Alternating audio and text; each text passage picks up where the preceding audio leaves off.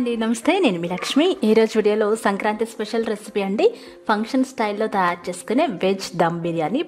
పక్కా village style అనమాట. ఎందుకంటే మా ఊర్లో ఉన్న ఫేమస్ వంట మాస్టర్ చేసిన రెసిపీ ఇది. పక్కాగా పల్లెల్లో ఎలా చేస్తారో అలా తయారు చేసిన రెసిపీ. మీరు తప్పకుండా ట్రై చేయండి. ఈ సంక్రాంతిని చక్కగా సెలబ్రేట్ చేసుకోండి. ఇంట్లో కూడా మనం తక్కువ క్వాంటిటీలో కూడా చేసుకోవచ్చు. ఇక్కడ మా ఇంట్లో జరిగిన ఫంక్షన్లో 20 కేజీల బాస్మతి రైస్తో చేసిన వెజ్ పులావ్ అనమాట. మన వాడుక భాషలో బిర్యానీ అని అనేస్తాం కదా, అదనమాట. చాలా టేస్టీగా ఉంటుంది, చాలా పర్ఫెక్ట్గా వస్తుంది. మీరు ఇంట్లో కూడా 1-2 కేజీలతో పర్ఫెక్ట్గా చేసుకునేలాగా నేను చూపిస్తాను. ఇందులో వాడిన మసాలాలు, కారం, ఉప్పు, ధనియాల పొడి, జీలకర్ర పొడి అవన్నీ ఏంటో ఎంతెంతో కూడా చూపిస్తాను. మరి లేట్ చేయకుండా వీడియోలోకి వెళ్ళిపోదాం. మీరు తప్పకుండా ట్రై చేయండి. మన పల్లెల్లో వంట మాస్టర్లు తయారు చేసే వెజ్ దమ్ బిర్యానీ అనమాట. దీన్నే వెజ్ దమ్ పులావ్ అని కూడా అంటారు. దీనికి కాంబినేషన్ చికెన్ కర్రీ. ఇది ఆల్రెడీ నేను పోస్ట్ చేస్తానండి, లింక్ డిస్క్రిప్షన్లో పెడతాను. మీరు చెక్ చేసి అలా కూడా ట్రై చేయండి. ఇప్పుడు మనం నేర్చుకుందామా? ఇక్కడ మా వంట మాస్టారు గ్యాస్ మీద కాకుండా ఈ పులావ్ని ఖచ్చితంగా కట్టెల పొయ్యి మీద చేయాలని భీష్మించి కూర్చున్నారనమాట. అందుకని కట్టెల్ని చక్కగా మండించారు. ప్లాస్టిక్ పేపర్స్ వేసి మండిస్తే చాలా తొందరగా మండుతుందంట. ఇది ఒక టిప్ అనమాట. అలా కట్టెలు మండించిన తర్వాత మన వంటకి సరిపడినంత పెద్ద కడాయి పెట్టుకోవాలి. కడాయి పెట్టిన తర్వాత మన వంటలోకి వెళ్ళిపోదాం. 20 కేజీల బాస్మతి రైస్కి 2 కేజీల నూనె పడుతుందంట. ఇక్కడ గోల్డ్ విన్నర్ సన్ఫ్లవర్ ఆయిల్ వాడుతున్నారు. బ్రాండ్స్ కూడా నేను సాధ్యమైనంత వరకు చెప్తాను, మీరు చెక్ చేయండి. అది నూనె కాగేలోపుగా మసాలా దినుసులు చూద్దాం. మన బిర్యానీ దినుసులేనండి. చెక్క, లవంగాలు, అనాస పువ్వు, జాపత్రి, అలాగే మరాఠీ మొగ్గలు ఇవన్నీ ఉంటాయి కదా, వాటితో పాటుగా ఒక 1/2 కేజీ జీడిపప్పులు కూడా కలిపేశారనమాట. వీటన్నిటిని మనం నూనెలో వేసుకుని దోరగా వేయించుకోవాలి. మామూలుగా పులావ్ దినుసులని ఏవైతే దొరుకుతాయో బజార్లో అవే వేశారు. ఇందులో బిర్యానీ ఆకులు వేయలేదండి. మీరు కావాలనుకుంటే ఒక 10 గ్రాముల వరకు బిర్యానీ ఆకులు వేసుకోవచ్చు. చక్కగా తక్కువ మంట మీద 2 నిమిషాలు చక్కగా వేయించుకోవాలి. ఇలా కలుపుకుంటూ వేయించుకోవాలి.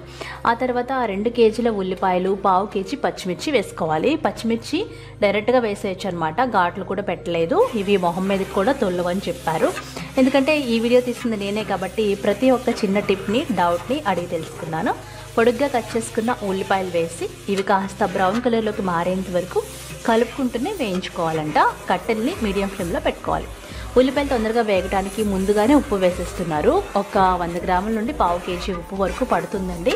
అది మీరు చెక్ చేసుకొని వేసుకోవాలి. వీళ్ళైతే ఉజ్జాయింపుగా ముందుగానే వేసేస్తారనమాట ఉప్పు వేసిన తర్వాత ఉల్లిపాయలు తొందరగా బ్రౌన్ కలర్లోకి వస్తాయి. ఇవి మరీ బ్రౌన్ అయిపోక్కర్లేదు, జస్ట్ మనకి కలర్ మారుతున్నాయి అన్నప్పుడు ఒక 1/2 కేజీ కట్ చేసుకున్న క్యారెట్ ముక్కలు వేశారు. క్యారెట్ ముక్కలు ఈయన చిన్నగా కట్ చేస్తారు. మీరు కావాలనుకుంటే పొరుగ్గా కట్ చేసుకోవచ్చు, లేదా రౌండ్గా కూడా కట్ చేసుకోవచ్చు. ఇలా కొంచెం పెద్ద సైజ్ ముక్కల్లాగా స్క్వేర్ పీసెస్ లాగా కట్ చేసి వేశారు. మీడియం ఫ్లేమ్లో క్యారెట్ ముక్కలు ఉడికేంత వరకు కలుపుకుంటూ ఉడికించుకోవాలి. చూసారు కదా, క్యారెట్ ముక్కలు కాస్త మెత్తబడేంత వరకు ఉడికించాలి.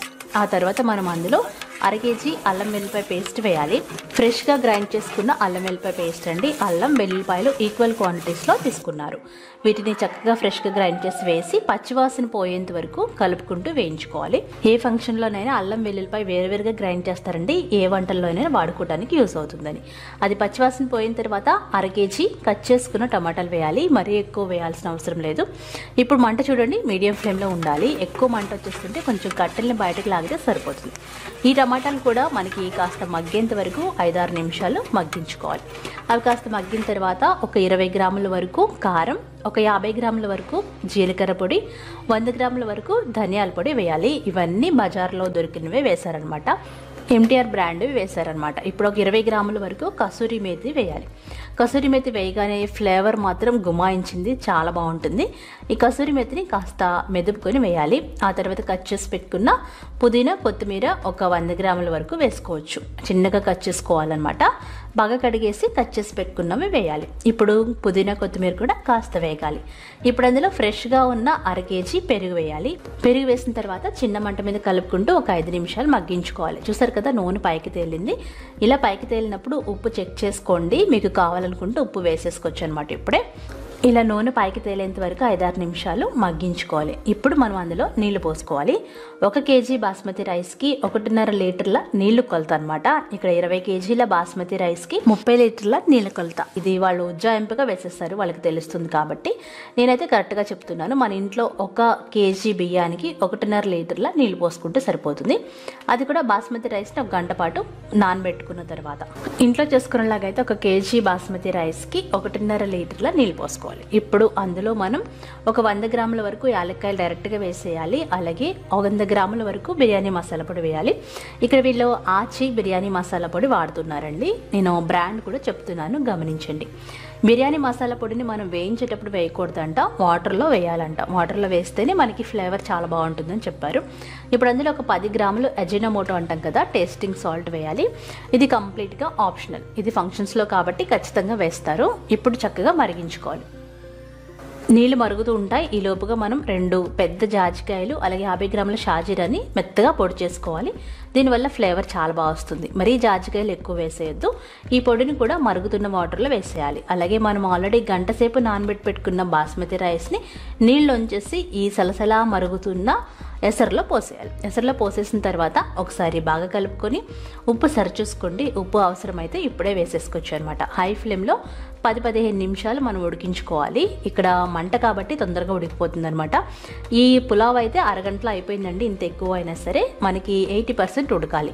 ఈ లోపుగా అరటాకులు అలాగే పేపర్లు పక్కన పెట్టుకోండి, ఎందుకంటే దమ్ చేసుకోవడానికి అరటాకులు పెట్టారండి. అది నాకు చాలా బాగా నచ్చింది అనమాట. చూసారు కదా, 15 నిమిషాల తర్వాత బియ్యం మనకి 80% ఉడికిపోతాయి. చూడండి, మనం ఆల్రెడీ నానబెట్టాం కాబట్టి చక్కగా ఉడుకుతాయి అనమాట. మనకి ఇలా పలుకున్నట్టు తెలుస్తుంది పట్టుకొని చూస్తే. మనకి అప్పుడే 80% ఉడికిపోయినట్టు అర్థం. అలా 80% ఉడికిన తర్వాత దానిపైన అరటాకులు వేసేసి దమ్ చేస్తున్నారనమాట. అంటే ఈ ఆవిరి బయటికి పోకుండా దమ్ చేస్తున్నారు. మనం ఇంట్లో అయితే అల్యూమినియం ఫాయిల్ పెట్టుకోవచ్చు, అలాగే మూతకి మనము చపాతీ పిండి పెట్టొచ్చు. ఇక్కడైతే అరటాకులు అలాగే న్యూస్ పేపర్స్ పెట్టేసి మూత పెట్టేశారనమాట, ఆవిరి బయటికి పోకుండా. ఇలా పెట్టిన తర్వాత కింద ఉన్న నిప్పులు తీసి మూత మీద వేస్తున్నారు. అప్పుడు మనకి పైన కూడా ఉడుకుతుంది అనమాట. పైన ఉంటుంది కదా అన్నం, అది కూడా ఉడుకుతుంది పులావ్. ఆ తర్వాత కట్టెలు బయటకు లాగేసి కట్టెలు ఆర్పేశారు, ఎందుకంటే కింద ఆల్రెడీ మనకి మగ్గిపోతుంది. చూసారు కదా, ఇలా నిప్పులు బయటకు లాగేశారనమాట. ఇలా నిప్పులు లాగేసిన తర్వాత పైన ఉన్న నిప్పులతోటి పై భాగం అంతా ఉడుకుతుందంట. ఇలా మనకి అరగంట పాటు కదపకుండా ఉంచాలి. ఇలా అరగంట కదపకుండా ఉంచితే మీకు దమ్ వెజ్ బిర్యానీ సూపర్గా రెడీ అయిపోతుంది. చాలా బాగుందండి. నేను ఖచ్చితంగా ట్రై చేస్తాను, మీరు కూడా ట్రై చేయండి. ఈ రెసిపీని షూట్ చేయడానికి నేను చాలా కష్టపడ్డాను. నాకు తెలిసిన టిప్స్ డౌట్స్ అన్నీ అడిగారనమాట. ఆఖరిగా మరొక టిప్ ఉందండి. మనం అరగంట అయిన తర్వాత మూత తీసేసి దమ్ చేసిన అరటాకులు న్యూస్ పేపర్స్ అన్నీ తీసిన తర్వాత 1 కేజీ వరకు నెయ్యి వేసుకోవాలి. ఇది కంపల్సరీ వేయాలి, స్కిప్ చేయకూడదు. అలాగే 1 కేజీకి అయితే 2-3 టేబుల్ స్పూన్లు నెయ్యి వేస్తే సరిపోతుంది. అలాగే కట్ చేసి పెట్టుకున్న పుదీనా కూడా వేసుకోవాలి. ఇవన్నీ వేసేసిన తర్వాత మనం మళ్ళీ బాగా కలుపుకోవాలి. ఈ పుదీనా ఫ్లేవర్ అలాగే నెయ్యి ఫ్లేవర్ మన పులావ్కి లేదా బిర్యానీకి బాగా పడుతుంది. చూడండి ఎంత పొడి పొడిగా వచ్చిందో. పులావ్ చాలా బాగుంటుంది.